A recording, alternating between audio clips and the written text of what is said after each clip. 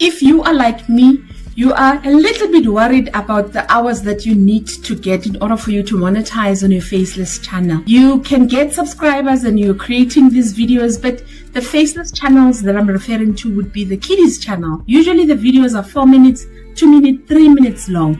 The only way to get hours here is if you get a lot of views, and that builds up your hours, or you build it yourself. And there's two ways that I want to show you how to build it yourself. If you go to your end tab under your studio, you're able to see your potential to earn via the YouTube partnership program.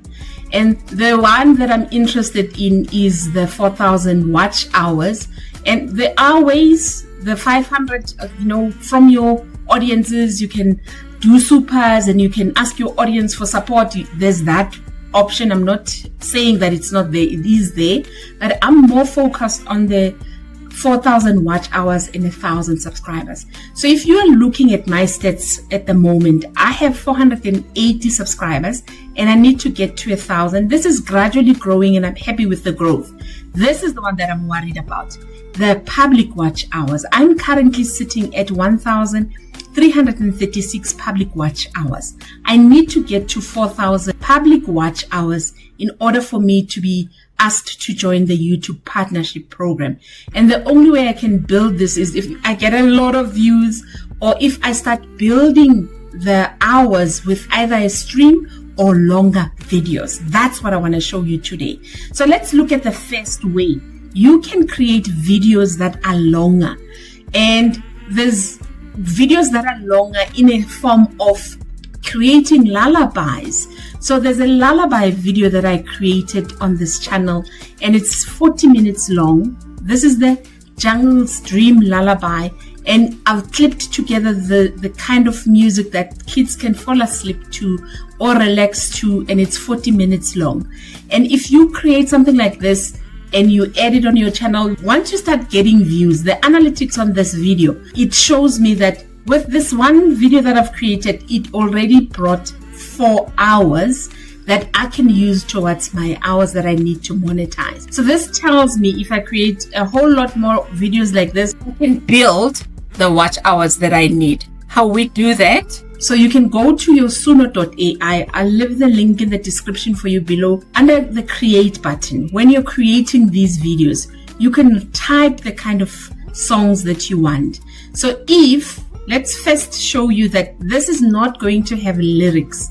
So you're not going to have lyrics on this one. You're going to switch off the lyrics and go to instrumental mode. And once you're in instrumental mode, you're going to write the type of music that you want and give it a title. If you don't give it a title, it won't allow you to create, and then you create. So what kind of music that you could create? Let me show you the one that I've created. I asked Suno to create a calm, soothing sounds of animals in the jungle for kids as a jungle lullaby. So you could tell the AI the type of music that you want, and then you could create it and then add it on Capcut or whatever editing software you're using, so that you have at least a 1 hour long video that you could add on your YouTube channel, and then it starts helping build up those hours. The second one is the one that I'm interested in, and that's streaming. When I wanted to learn how to stream, I struggled with the videos on YouTube because this one talks so fast and this one talks. I'm hoping that when I teach you the streaming, you're going to jump right in and start streaming, and then start building those hours that we need for our channels. If this adds value, please press the like button. Tell me in the comments below, and you say, stream, let's stream and build our channels. Step number 1, you're gonna have to build a video. So you cannot stream nothingness. We're gonna come back to YouTube and then the next song starts. So you're gonna do this for all of your videos, and then you're going to export this one longish video. Our work is done now with creating the video. Now we're going to download OBS. We want OBS Studio. So this is the OBS Studio. It's a free software that you could download and leave it on your computer and use it. It records screens. It does streaming. It's absolutely fantastic. you're going to choose whichever iOS that you use, and you're going to download it so that it's on your computer. Once it's downloaded, you're going to open OBS, and then it launches and it opens up like this. If you're doing this for the very first time, don't let these long screens confuse you. I don't know why it looks like this. It looks like this. What you want to do now is to come to the sources section, is to bring the video that you've created on Capcut to the sources. So you're going to go find your video wherever you've saved it, and you're going to drag it to your sources. Once you've dragged it to your sources, it will start playing. You can pause it because we are not ready. We're going to come back and finish up the settings on OBS. Let's now jump to YouTube and set up our live. Open up your YouTube studio. You are now ready to set up your live. You're going to click where it says create, and you're going to click where it says go live. And the studio live will open up. If you haven't set up your live and your account is new, you might get a message that will say to you, you need to wait 24 hours before it starts letting you go live. And it will also ask you to do your verification. So you need to follow that process that YouTube might show you here in order for you to get a window that looks like mine. Once the 24 hours has gone past, you can now schedule a stream. So you're going to select schedule a stream, and a box is going to open up. If you've done it before, it will say reuse the settings from the previous live. We want to set it up from new. So we're going to click where it says create new. And then it allows us to create a brand new stream. The details are the title that you're going to write for your live. I always use ChatGPT to help me with title ideas, and I ask to give it to me, and I pick one of the titles that are usually very good because it's AI, and then I paste the title there, and you will see with vidIQ, it'll rate the title, how findable or how searchable is it. If it's not above 80, I pick another one. If I've asked ChatGPT to give me more than one, and then I want a one that's going to actually be foundable like this one. This is 82 chances it's green. I love that. So my title is done, and then my description. I always put my defaults on my settings for all of my videos, including the lives now, of websites that I usually use, like my Canva and my sound effects and my, all of your normal links that you usually use. You can always set them up on your settings on your studio so that they are there. But above that, you can add the description. Again, I asked ChatGPT to help me with the description, and then I copy the description from there. And if you don't like the emojis that it has added for you there, you can just paste it, read it through, and delete some of the emojis if you don't want them. Or you could create your own description. There's not a problem about that.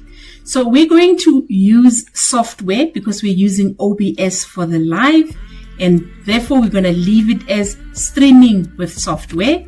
And then we scroll down the category. You pick the category that you're in. We are in education, so we're going to pick an education category, and then we select a thumbnail. Same principle as your thumbnail that you use for your YouTube videos. Create a thumbnail that is going to be catchy. So I created one for my live. I added live on, and it's lively so that people can scroll and be notified of my live when it goes live. So create one using Canva. If you don't have Canva, you can always sign up with my link in the description below. And then you scroll down to playlist. Always create playlists. It makes your content be consumed better by your audience. So create playlists and make sure that you have categories for the different kinds of videos that you create. So this is a live. I would add it under my lives or streams, and I would pick the playlist there. If you don't have one for lives, you could create one by saying new playlist, and then you click on done, and then you scroll down. This is a live for kids, so I'm going to select yes for kids, but it depends on the kind of content that you're creating, whether it's for kids or not. And then when you click on show more, if you've been paid to create this live, you need to tick this one that says this is done for sponsorship or endorsement. So follow YouTube's guidelines and follow YouTube's rules. Mine is not, so I'm going to leave that blank, and then I scroll down to altered content. Then you read through.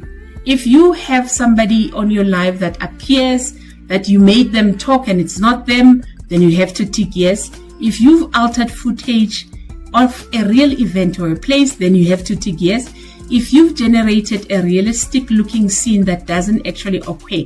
Some of my videos, I did create scenes that were used from AI, like when Zoe was talking. So I will tick yes because I've used AI to create some of the videos that I've added on my video that's an hour long. So I would use yes. YouTube loves AI. So don't shy away from saying yes, because you don't want to be caught saying incorrect things or lying to YouTube and then your channel get demonetized because you didn't speak the truth. And then you scroll down and you add your tags. My coach says tags are old news. You know, you could add tags to say kids live or toddlers music, sing along, and then you add your tags following the tags that you want to add up until 500 characters. And then you scroll down, you look at the settings that are applicable to you, and then you click on next. Then now we are at customization. We need to customize the live. Do we want a live chat? We could, but for kiddies channels, you can't have a live chat as far as I know, because it is a kiddies. You can't comment on a kids channel.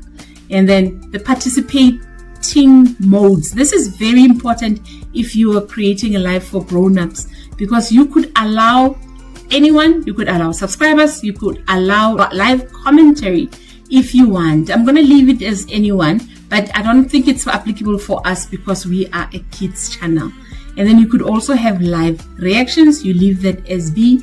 The message delay, if you're not on a kids channel, you could use this to grow your YouTube channel by making people subscribe before they respond, like this one.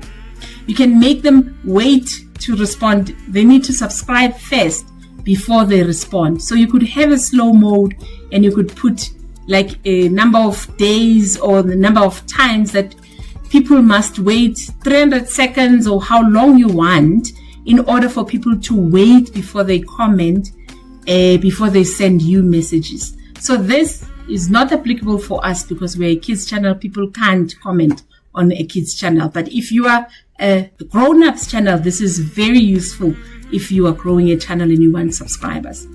Next, we are going to choose visibility. It would either be private, unlisted, or public.